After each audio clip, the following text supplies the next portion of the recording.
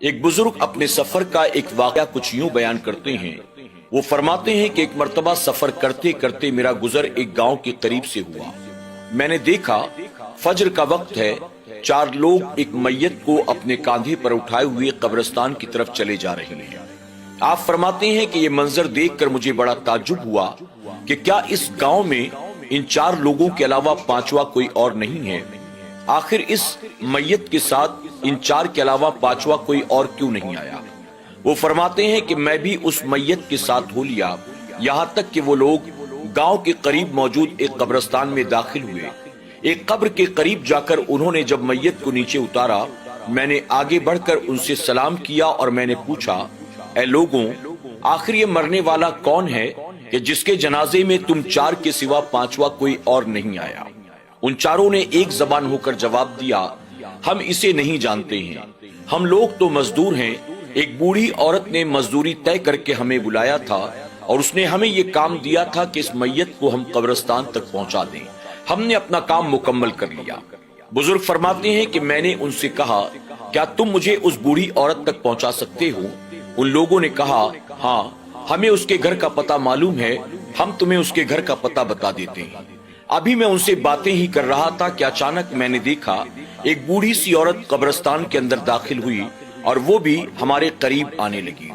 کہتے ہیں کہ اس بوڑھی عورت کو دیکھ کر ان مزدوروں نے کہا، یہی وہ بوڑھی عورت ہے جس نے ہمیں مزدوری کے لیے بلایا تھا۔ وہ بزرگ فرماتے ہیں، آخرکار ان 4 کے ساتھ مل کر میں نے اس میت کی تدفین کی۔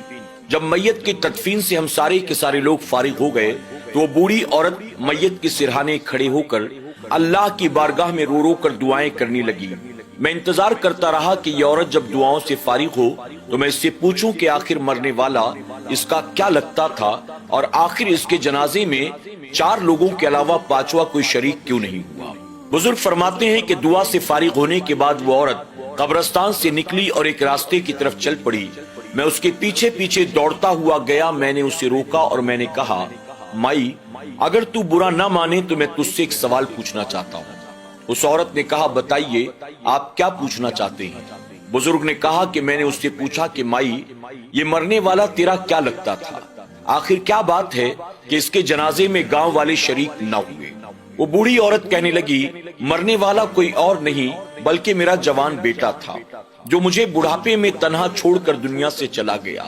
اگر تم جاننا چاہتے ہو کہ میرا بیٹا کیسا تھا تو سنو، دنیا کا شاید ہی کوئی ایسا گناہ ہوگا جو میرے بیٹے نے نہ کیا ہو۔ میرا بیٹا پوری زندگی گناہ کرتا رہا، اللہ کی نافرمانی کرتا رہا۔ میں اسے بار بار سمجھاتی، اسے روکتی ٹوکتی، اسے منع کرتی، لیکن میرا بیٹا گناہوں کا ایسا عادی ہو چکا تھا کہ وہ چاہ کر بھی اپنے آپ کو گناہوں سے روک نہیں پاتا تھا۔ گناہوں اور شراب کی عادت کی وجہ سے میرے بیٹے کو بہت ساری بیماریاں ہو چکی تھی۔ اس کا جسم اندر سے پوری طرح سے کھوکھلا ہو چکا تھا۔ ایک بار جب بیمار ہو کر وہ بستر پر پڑا تو بیماری جانے کا نام نہیں لے رہی تھی۔ 1 دن گزر گیا، 2 دن گزر گیا، ہفتہ گزر گیا، 10 دن گزر گئے، لیکن آرام ہو ہی نہیں رہا تھا۔ اب میرے بیٹے کو یقین ہو گیا یہ بیماری میری موت کا سبب بن جائے گی۔ اس نے مجھے بلا کر کہا کہ ماں، جب میرا انتقال ہو جائے تو کیا تو میرے لیے 2 کام کر سکتی ہے؟ جب میرے بیٹے نے یہ کہا میں تڑپ گئی۔ میں نے کہا، میرے بیٹے، تو ایسی باتیں نہ کر، اگرچہ تو نے آج تک نہ میری خدمت کی ہے، نہ میری اطاعت کی ہے، نہ تو نے اللہ رسول کی فرما برداری کی ہے، لیکن بیٹی، میں تیری زبان سے یہ جملے سننا پسند نہیں کرتی۔ کچھ بھی ہو جائے، میں تیری ماں ہوں، تو میرا بیٹا ہے، میرے بیٹے مرنے کی بات نہ کر۔ اس پر میرے بیٹے نے کہا کہ ماں، میں چاہوں نہ چاہوں، اگر اللہ تعالیٰ چاہے مجھے موت آ کر رہے گی۔ زندگی اور موت پر رب کے سوا دوسرا کوئی قدرت نہیں رکھتا۔ ماں، میں مرنا نہ بھی چاہوں اور اللہ مجھے موت دینا چاہے تو بتا مجھے کون بچا سکتا ہے؟ میرا بیٹا اس طرح کی باتیں کرتا چلا جا رہا تھا اور میری آنکھوں سے آنسو بہتا چلا جا رہا تھا۔ میرے بیٹے نے کہا، ماں، جب میرا انتقال ہو جائے تو میرے لیے 2 کام کرے گی؟ میں نے کہا، بیٹے بتا، تو کیا چاہتا ہے کہ تیرے انتقال کے بعد میں کروں؟ تو میرے بیٹے نے کہا، ماں، جب میرا انتقال ہو جائے تو لوگوں کو خبر نہ کرنا، تو لوگوں میں اعلان نہ کرنا کرنا۔ میں نے کہا بھلا وہ کیوں؟ تو میرا بیٹا کہنے لگا ماں جب لوگوں کو پتا چلے گا میرا انتقال ہو گیا ہے لوگ خوش ہو جائیں گے، اللہ کا نافرمان دنیا سے چلا گیا، اللہ رسول کا باغی دنیا سے چلا گیا، اس لیے تو لوگوں کو نہ بتانا کہ میرا انتقال ہو گیا ہے، تو چند مزدوروں کو مزدوری طے کر کے بلا لینا اور ان کے ذریعے مجھے قبرستان تک پہنچانا، انہی کے ذریعے میری تدفین کا انتظام کر دینا، اور ماں جب میری میت کو قبر میں اتار دیا جائے، مجھے اچھی طرح سے دفن کر دیا جائے، تو میرے سرہانے کھڑے ہو کر تو اللہ کی بارگاہ میں میری خاطر بخشش کی دعائیں کرنا۔